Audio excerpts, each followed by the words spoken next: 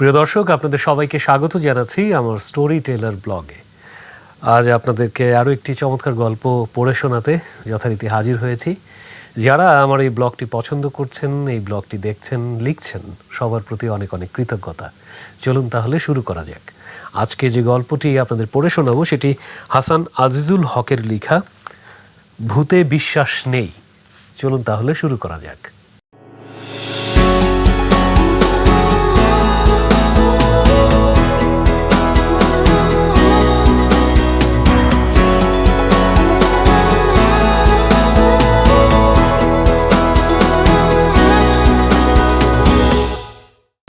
আষাঢ়ে গল্প সবাই শুনতে চায়, কিন্তু আষাঢ় মাস কি আর আগের মতো আছে? সেই যে ঘন কালি বর্ণ মেঘে ভরা আকাশ, আর সেই আকাশে অগুন্তি ছেঁদা দিয়ে অঝোর ধারায় বর্ষণ। বাড়ির পেছনে ডোবায় হাজার হাজার ব্যাঙের গ্যাঁ গো ডাক। গায়ের কাদায় ভরা পিচ্ছিল পথ, নিকষ অন্ধকারে ঢাকা গ্রাম। এখানে সেখানে কালো কালো তেঁতুল গাছের ঝুপসি অন্ধকার। বিদ্যুতের কোনো কথাই নেই, রেডিও নেই, টেলিভিশন নেই। ডাকে খবরের কাগজ আসে 3 দিন পরে। গায়ে একজন ডাক্তার নেই। রোগী নিয়ে সদরে যেতে হয় গরুর গাড়িতে।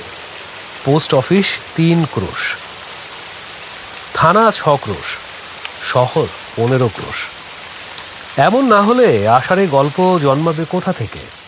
সবাই জানে ভূতেরা আলোতে থাকতে পারে না, বিদ্যুৎ এলে তো ভূতেরা নিশ্চিহ্ন হলো। অথচ ভূত চাঁদের আলোয় ভালোই থাকে। হারিকেনের ম্যাটমেটে আলো ছায়াতেও তাদের কষ্ট নেই। দিব্যি তেঁতুল গাছের মাথায় 1 পা আর 500 হাত দূরে তাল গাছের মাথায় 1 পা রেখে নানা রকম খেলা দেখিয়ে অবসর কাটাতে তাদের অসুবিধে নেই। এসব যখন চলে গেছে তখন আষাঢ়ে গল্প কিছুতেই জমবে না। কাজেই জলজ্যান্ত সত্যি একটা গল্প তোমাদের শোনাই। আমার বয়স যখন 14, রক্ত টকবক করে ফুটছে, সেই সময় আমার বড় চাচা কঠিন অসুখে পড়লেন। ওর অসুখটা আজকাল অবশ্য অসুখ নয়, একেবারে ডাল ভাত হয়ে গেছে বলা চলে। ছোটখাটো অপারেশনে ঠিক হয়ে যাচ্ছে, কিন্তু রোগটা তখন অতি কঠিন বলেই গণ্য হতো। গায়ের একজনও রোগটার নাম জানত না। জানবার প্রয়োজন কি? ম্যালেরিয়া, কালাজ্বর আর টাইফয়েড স্বচ্ছন্দে জুত ছুঁই মরতে পারত তারা। অন্য রোগের দরকার ছিল না। কাজেই ওই অজানা কঠিন রোগে আমার বড় চাচার নির্ঘাত মৃত্যু হবে তাতে কারো সন্দেহ ছিল না, বড় চাচারও না। তিনি তো রীতিমতো তৈরি হয়ে মরবার জন্য বিছানা নিলেন। এই অতি কঠিন ব্যামো দেখার জন্য আমাদের গা থেকে তো বটেই, আশেপাশের গা থেকেও অনবরত লোক আসতে লাগলো। গায়ে একজন হোমিওপ্যাথ আর একজন ভয়াবহ অ্যালোপ্যাথ। সে লোকটা মাত্র একরকম মিক্সচার তৈরি করতে আর কোনো রকমে কুইনেন ইঞ্জেকশন দিতে পারত। ওই ইঞ্জেকশনে যাদের ম্যালেরিয়া সারত তাদের অনেকেই চিরকালের জন্য খোরা হয়ে যেত। কেন হতো আমি জানি না। কাজেই বিশেষ চিকিৎসার জন্য ওই দুজনকে বাদ দিয়ে 7 মাইল দূরের একজন বাতে ধরা MLF ডাক্তারকে কল করা হলো। ঔষধপত্তর তিনি কি দিলেন জানি না, তবে প্রস্রাবের কষ্ট দূর করার জন্য ক্যাথেটার লাগিয়ে দিলেন। একটা পাত্রে ফোঁটায় ফোঁটায় প্রস্রাব পড়তে লাগলো, আর এই অভূতপূর্ব চিকিৎসা দেখার জন্য দলে দলে মানুষ এসে ভিড় জমাতে শুরু করলো। একদিন দুপুরের পরে রোগীর অবস্থা হলো সঙ্গীন। 7 মাইল দূরের গ্রামের ডাক্তারের কাছে যেতে হবে। আজ খবর দিলে হয়তো কাল ডাক্তার আসবেন। অত দূরে খবর দিতে যায় কে? যার রক্ত টকবক করছে সেই যাবে। আমি তৈরি হয়ে গেলাম, কিন্তু মুশকিল হচ্ছে ডাক্তারের গাঁয়ে যাবার পথ বলতে তেমন কিছু নেই। মাটির সড়কও তখন বিরল। আমাদের গায়ের ভেতর দিয়ে সড়ক একটা ছিল বটে, কিন্তু সেটা গেছে ভিন্ন দিকে। কাজেই পায়ে পায়ে চলতি আলপথ ছাড়া এক গা থেকে অন্য গায়ে যাবার উপায় ছিল না।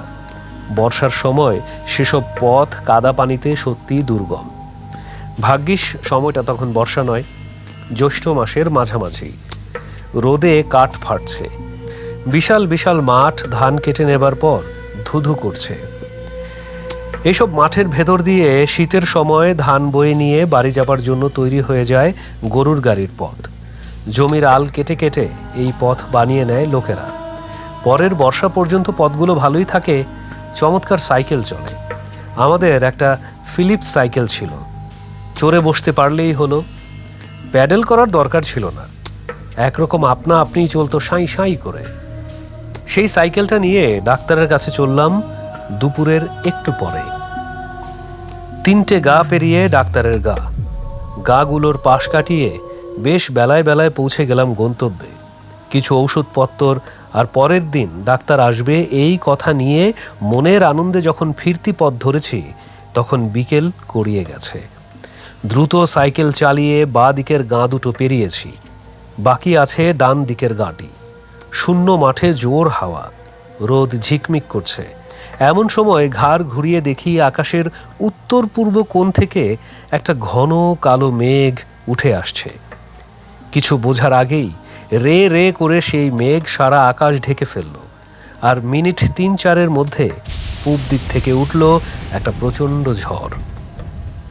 ফাঁকা মাঠে সেই ঝড়ের বর্ণনা দেবার ক্ষমতা আমার নেই। আমি যাচ্ছিলাম পশ্চিমমুখ। আমার ঘাড়ে পিঠে ধুলোবালি কাকরের 2-3টে ঝাপটা এসে লাগতেই বুঝতে পারলাম সাইকেল প্যাডেল করার কোনো দরকার নেই। আমার কাজ হচ্ছে কোনো রকমে হ্যান্ডেল ধরে সাইকেলে বসে থাকা। নিমিষেই সাইকেল শুদ্ধ উড়ে এসে আমি ডান দিকের গাঁটি পেরিয়ে গেলাম। এইবার আমাকে উত্তরমুখ যেতে হবে। দেখা গেল সেটা অসম্ভব। আরও অসম্ভব হয়ে উঠল যখন ঝড়ের সঙ্গে পাল্লা দিয়ে নামল মুষলধারায় বৃষ্টি। পৃথিবী অন্ধকারে ভরে গেল।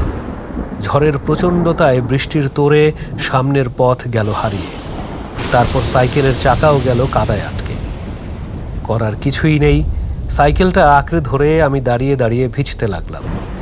যেই গাঁটিকে ডান হাতে রেখে পেরিয়ে এসেছি, সেই গাঁয়ের পশ্চিম প্রান্তে বড় বড় 3টে দিঘি। তাদের পাড়গুলো তেঁতুল গাছের জঙ্গলে ভরা। কতক্ষণ আর খোলা মাঠের মধ্যে দাঁড়িয়ে দাঁড়িয়ে ভেজা যায়। এক প্রকার বিদ্যুৎ চমকাচ্ছে, আর সাদা আলোয় ভরে যাচ্ছে চারদিকের একেবারে ফাঁকা খোলা মাঠ। প্রচণ্ড ঝড়ের দাপটে দাঁড়িয়ে থাকাও যাচ্ছে না। শেষ পর্যন্ত আর কি করি, সাইকেলটাকে ঘাড়ে নিয়ে আমি সেই জঙ্গলে ঢুকে একটা বড় তেঁতুল গাছের নিচে দাঁড়াই। বৃষ্টিটা আর ঝড়টা যদি একটু আড়াল করা যায়। কোনো জনপ্রাণী নেই। বিশাল মাঠগুলো ঝড়ে বৃষ্টিতে অন্ধকারে লণ্ডভণ্ড হচ্ছে। কর্কর শব্দে মুহুর মুহুর বাজ পড়ছে। বিদ্যুৎ কালো আকাশ চিরে ফালা ফালা করে দিচ্ছে। বাঁচার আশা তখন ছেড়ে দিয়েছি, শুধু ভাবছি মৃত্যুটা কিভাবে হবে। এমন সময় আমার কাছ থেকে হাত 5 দূরে সাদা শার্ট গায়ে ফিটফাট এক ভদ্রলোককে দেখা গেল। একটু অবাক চোখে লোকটির দিকে তাকাতেই তিনি অত্যন্ত স্বাভাবিক গলায় বললেন, এই ঝড় বৃষ্টিতে এখানে কেমন করে এসে পড়লে হে? ভিজে তো চুপসে গেছো। এসো এসো আমার সঙ্গে, পাশেই আমার বাড়ি। ঝড় বৃষ্টি ধরে এলে তখন বাড়ি যেও। এমন স্বাভাবিক কথা বললেন যে আমার একবারও মনে হলো না এই দারুণ দুর্যোগে লোকটি হঠাৎ এখানে উদয় হলো বা কি করে। আর এত ঝড় বৃষ্টিতে লোকটির জামা কাপড় অত ফিটফাট আছে কিভাবে? ঝড় বৃষ্টির মাতামাতি কিন্তু তখনও সমান তালে চলছে। একটিও কথা না বলে লোকটির সঙ্গে যাব বলে পা বাড়াতেই মনে হলো সাইকেলটার কি হবে। সাইকেলটার দিকে তাকিয়েছি, লোকটি সঙ্গে সঙ্গে বলে উঠল, ও সাইকেলের কথা ভাবতে হবে না, থাকুক এখানে পড়ে, কেউ নেবে না, সকালে ব্যবস্থা করা যাবে। এই বলে সে হাঁটতে শুরু করলো। আমি নিশ্চিন্ত মনে তার পেছনে পেছনে চললাম। খুব স্বচ্ছন্দ ভঙ্গিতে হাঁটছে লোকটি, পা যেন মাটি স্পর্শ করছে না। বাতাসে জামা কাপড় একটুও নড়ছে না, বৃষ্টিতে যেন ভিজছে না। খুবই অবাক কাণ্ড, কিন্তু আমার কাছে তখন সবই স্বাভাবিক মনে হচ্ছিল। আমাদের ওদিকের গাঁগুলো যেমন হয়, গায়ের শুরুতেই বড় বড় দিঘি, আম জাম কাঁঠাল তেঁতুলের বড় বড় জঙ্গল, ধান ক্ষেতের ভেতর দিয়ে পথ, তারপর 1-2টি বাড়ি, তারপরে এই রাস্তার দুপাশে ঠাস বুনুনি মাটির বাড়ির সারি। লোকটির সঙ্গে চলতে চলতে হঠাৎ বড় তেঁতুল গাছের আড়ালে দেখা গেল ছোট একটি মাটির বাড়ি। আমাকে নিয়ে ভদ্রলোক সেই বাড়িতে ঢুকলেন। লোকজন নেই। ঘরের উঁচু মাটি দাওয়া বৃষ্টিতে ভেসে যাচ্ছে। দাওয়া পেরিয়ে ঘরের ভেতর ঢুকতেই দেখা গেল একটি হারিকেন জ্বলছে ঘরের এক কোণে। বাতিটা কমানো।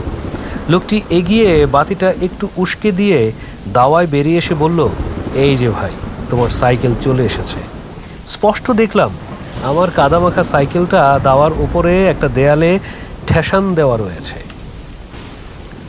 এখানেও আমি আশ্চর্য হলাম না, যেন ব্যাপারটা অতি স্বাভাবিক। লোকটি ঘরে ফিরে এসে একটা কাঁচা কাপড় আর একটা সাদা ফতুয়া আমার হাতে দিয়ে বলল, কাপড়টা ছেড়ে এই শুকনো কাপড় পরে নাও, আমি আসছি একটু, বলে তিনি বেরিয়ে গেলেন। কাপড় হাতে নিয়ে দেখলাম উঠোনের এক ধারে একটা গোয়ালে গরু ছাগল বাঁধা রয়েছে, আর এক ধারে একটা রান্নাঘরের খানিকটা দেখা যাচ্ছে। সেখানে এই দুর্যোগের মধ্যেও নিশ্চিন্ত মনে উনুনে রান্না করছে একটি বউ মানুষ। পরনে সাদা শাড়ি, মুখটা ঘোমটায় ঢাকা। কাপড় চোপড় ছেড়ে সুস্থ হয়ে বিছানায় বসেছি। লোকটি গরম ভাত, ডাল, ঘি, লবণ ইত্যাদি নিয়ে ঘরে ঢুকে বলল, নাও ছোকরা, খেয়ে নাও, বেশি কিছু জোগাড় করতে পারলাম না। ভদ্রলোক ঠায় আমার পাশে দাঁড়িয়ে থেকে খাওয়ালেন আমাকে।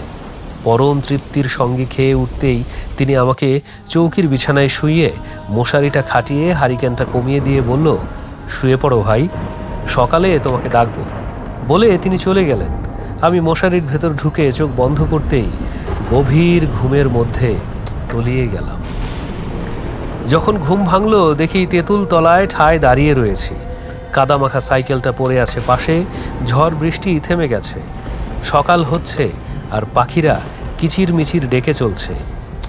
ব্যাপারটা কি বলতো?